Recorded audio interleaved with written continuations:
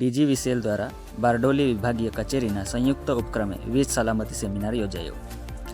DGVCLના કર્મચારીઓને વીજ સલામતી અંગે જાણકારી પૂરી પાડીને માર્ગદર્શિત કરાયા.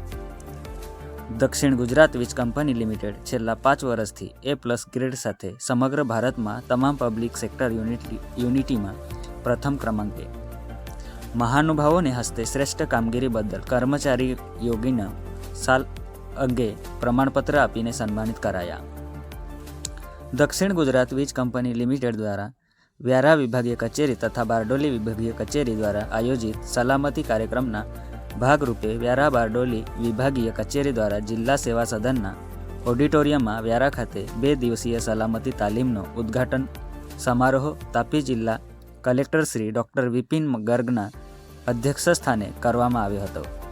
આ કાર્યક્રમનો મુખ્ય ઉદ્દેશ કર્મચારીઓ અને સામાન્ય જનતામાં વિદ્યુત સુરક્ષા અંગે જાગૃતિ લાવવા અને દુર્ઘટનાઓને ઘટાડવા માટે સાચવેત રહેવાની પ્રેરણા આપવાનો હતો. Suhas Valvi, news time, Tapi.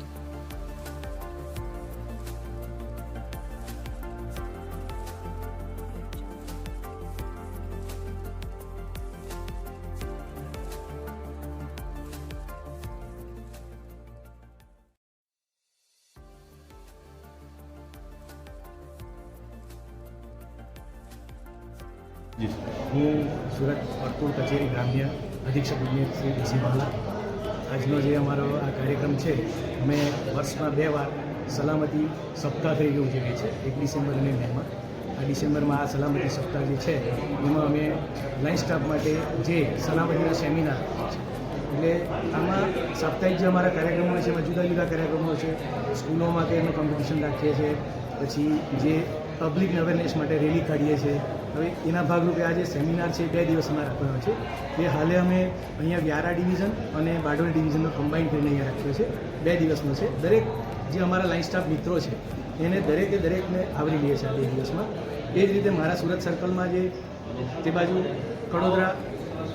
કડોદરા કીમ અને સુરત વર્લ્ડનો અલગ કાર્યક્રમ છે, ત્યાંના કર્મચારીઓને 2 દિવસમાં ત્યાંના બધા કર્મચારીઓને સલામત. એ રીતે અમે આખા DGVCLમાં પણ આ સપ્તાહમાં બધે જ કાર્યક્રમ છે જે 2 દિવસના રહે છે.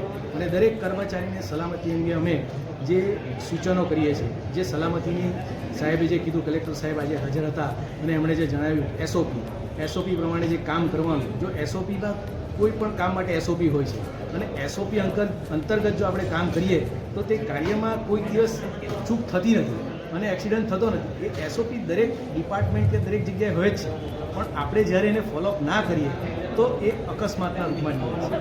એટલે સલામતી અંગે અમારે SOP હોય છે, જેમ કે LCP લેવી, લાઇનનું અર્થિંગ કરવું અને પોલ ક્લાઇમ્બિંગ જે વ્યવસ્થિત કરવું.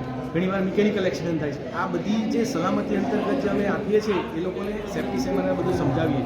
પછી કોઈ જૂના એક્સિડન્ટ કોઈ થયા હોય તો તે કેવી રીતે થયું એનું માર્ગદર્શન કરીએ છીએ. આણે આ ચૂક કરી હતી એટલે આને એક્સિડન્ટ થયું અને આ વ્યક્તિને લીધે એના પરિવારને શું ભોગ બનવું પડે છે એ અંગેની બી એને માહિતી આપે, જેથી એને અંતરાત્મામાં એમ થાય કે ના, ખરેખર સલામતી મારા માટે છે અને મારા પરિવાર માટે છે. જો હું સલામત રહીશ તો મારું પરિવાર સલામત રહેશે. અને એ જ આ કર્મચારી બી અમારા DGVCLનો એક પરિવાર જ છે. એ બી એક પરિવારના ભાગ, એ પણ સાજો રહેવો જોઈએ અને સલામતી સાથે કામ કરે તો અમારી બી કામગીરી સારી થાય.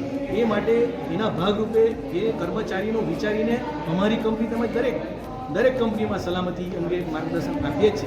અને રોજ સવારે એ લોકોને જે ઓથ લેવડાવવાનો એક અમારો નિયમ છે કે કામ કરવા પહેલાં ઓથ લેવડાવે, જેથી યાદ રહે.